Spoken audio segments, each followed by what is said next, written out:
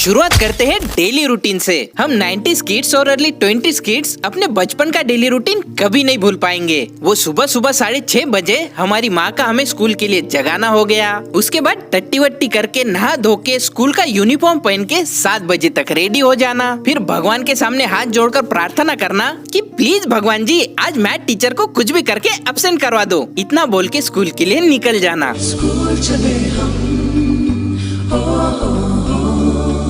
फिर जब 12 बजे स्कूल से घर वापस आते थे तो आते ही स्कूल बैग फेंक के जूते और सॉक्स भी इधर उधर फेंक के सीधा टीवी के सामने बैठ जाते थे और फिर हम अपने फेवरेट चैनल पे अपने फेवरेट शो देखना शुरू कर देते थे।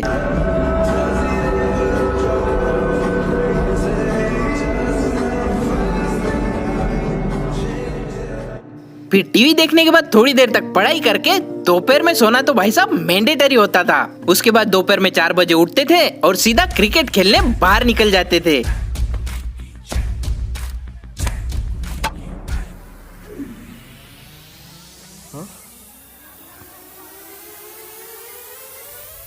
फिर 6 बजे वापस घर आके फ्रेश होके 1 घंटा वापस WWE देखा करते थे। उसके बाद फिर 7 से 9 बजे तक पढ़ाई, फिर 9 बजे डिनर, उसके बाद सो जाना। ऐसा कुछ था हमारे बचपन का डेली रूटीन।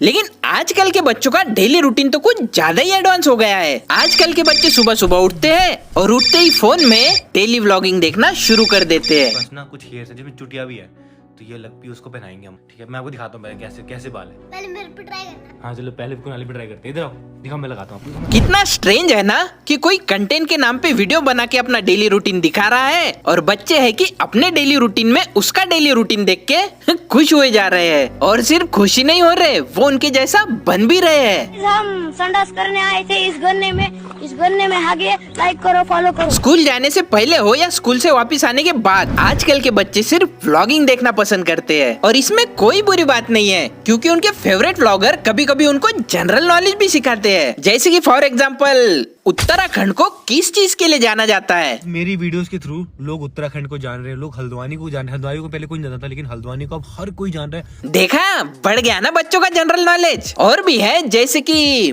माल पानी किसे कहा जाता है। माल पानी दिख जाएगा। क्या माल पानी क्या माल पानी क्या माल पानी। डेली व्लॉगिंग एक ऐसा जॉनरा जिसमें क्रिएटर ऑडियंस के सामने अपनी खुद की पर्सनल लाइफस्टाइल शो करता है। लाइक उसने क्या खाया, क्या पिया, कितना हगा, कितना धोया, वो कहाँ घूमने गया, उसके पास कौन सी गाड़ी है, सब कुछ वो शो करता है। एंड यही रीजन है कि ऑडियंस व्लॉगर के साथ बहुत जल्दी कनेक्ट हो जाती है और इनडायरेक्टली उनको अपना फैमिली मेंबर भी समझने लगती है। बट द क्वेश्चन इज, क्या सच में व्लॉगर्स और ऑडियंस के बीच का रिलेशन फैमिली जैसा होता है? आपको ऐसा लग रहा है हल्द्वानी में आके?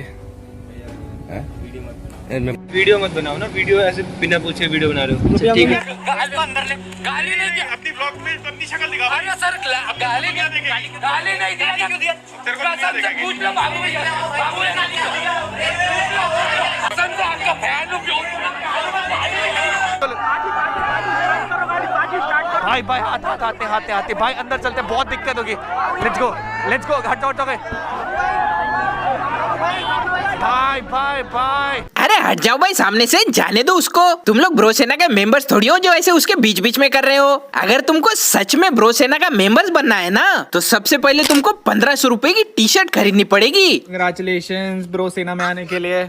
थैंक यू सो मच भाई, बहुत खुश, कसम से भैया बहुत खुश। नहीं होगा भैया, मैं कल से बहुत मतलब पैसा तो अरेंज नहीं होता पर मम्मी पापा से अरेंज बहुत तकलीफ से किया। उसके बाद आज फिर हो गया, फिर दोस्त के फ्रेंड से फोन पे करके उसके बाद आपको भाई वेबसाइट नहीं चल रही है ना, वेबसाइट में कुछ इशू आ रहा है ना। कितनी प्राउड की बात होगी ना इस बंदे के लिए। इस बेचारे के पास पैसे नहीं थे ब्रो सेना को ज्वाइन करने के लिए और ना ही इसके मम्मी पापा पैसे देने के लिए मान रहे थे, क्योंकि ऑब्वियसली बात है उनको भी लगा होगा कि 1500 रुपए की टी-शर्ट खरीदने से अच्छा 1500 रुपए में तो मेरे बेटे का पूरा ड्रेस आ जाएगा। लेकिन क्या करे, बेटे के जिद के सामने तो पेरेंट्स को झुकना ही पड़ता है। तो उन्होंने भी यही किया और अपने बेटे को ब्रो सेना ज्वाइन करने के लिए 1500 रुपए दे दिए। पैसा तो अरेंज नहीं होता पर मम्मी पापा से अरेंज बहुत तकलीफ से किया। और अब फाइनली उनका बेटा एक टी-शर्ट खरीद के ब्रो सेना का मेंबर बन चुका है। कांग्रेचुलेशन। चलो कांग्रेचुलेशंस भाई।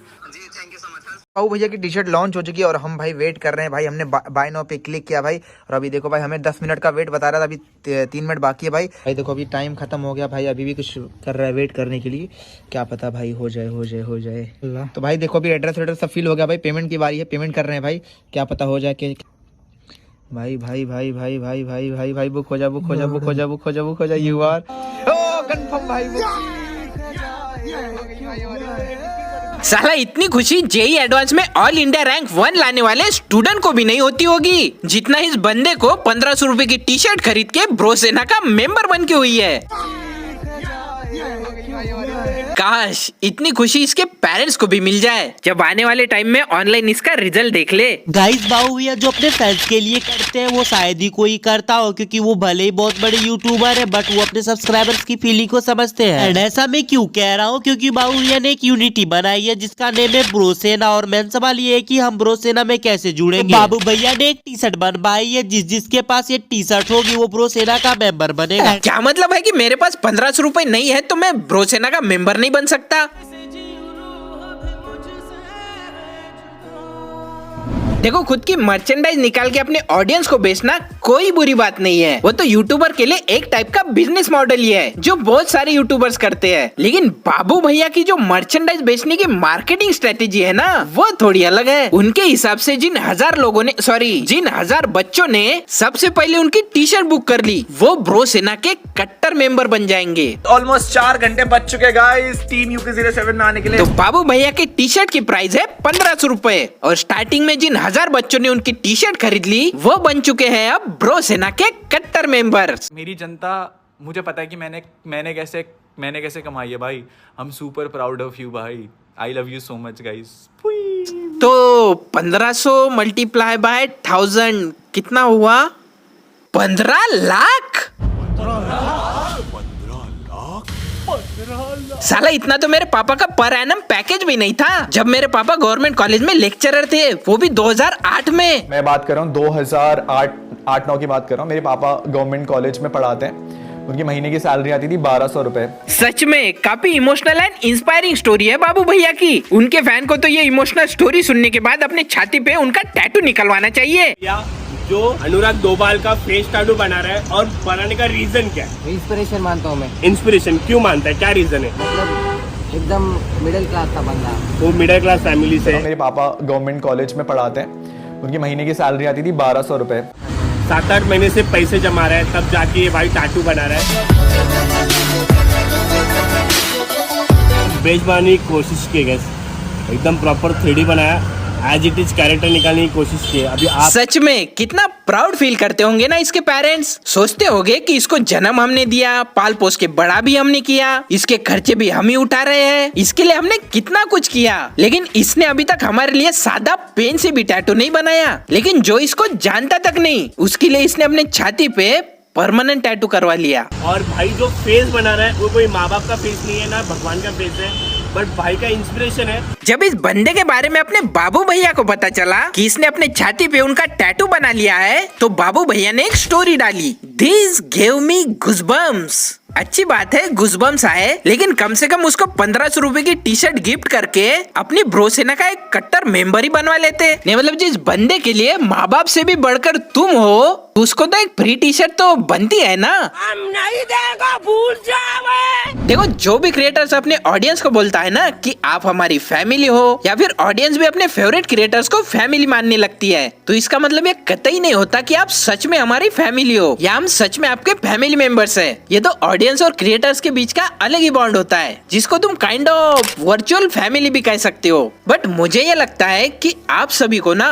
इस वर्चुअल फैमिली से ज्यादा प्रायोरिटी अपने खुद के फैमिली को देनी चाहिए, क्योंकि आपकी रियल फैमिली आपके काम आएगी। लेकिन कुछ लोग ये बात नहीं समझते, वो अपने फेवरेट क्रिएटर के लिए कुछ भी करने को रेडी हो जाते हैं, वो भी बिना अपने फैमिली की परवाह किए। कोई अपने फेवरेट क्रिएटर को मिलने के लिए बिना बताए घर से भाग जाता है, कोई अपने फेवरेट क्रिएटर की मर्चेंडाइज खरीदने के लिए फैमिली के सामने सामने पैसों की डिमांड रखता है, और कोई कोई तो अपने फैमिली को बिना बताए अपने फेवरेट क्रिएटर का टैटू अपने छाती पे बनवा लेता है। देखो जाहिर सी बात है कि कोई फैन अगर क्रिएटर के लिए कुछ ऐसा करेगा तो क्रिएटर तो खुश होगा ही कि उसके फैन ने उसके लिए कुछ क्रेजी कर दिया, बट कुछ टाइम बाद वो क्रेजी चीज क्रिएटर को याद भी नहीं रहेगी, लेकिन वही क्रेजी चीज उस फैन के छाती पे लाइफ टाइम के लिए छपी रहती है।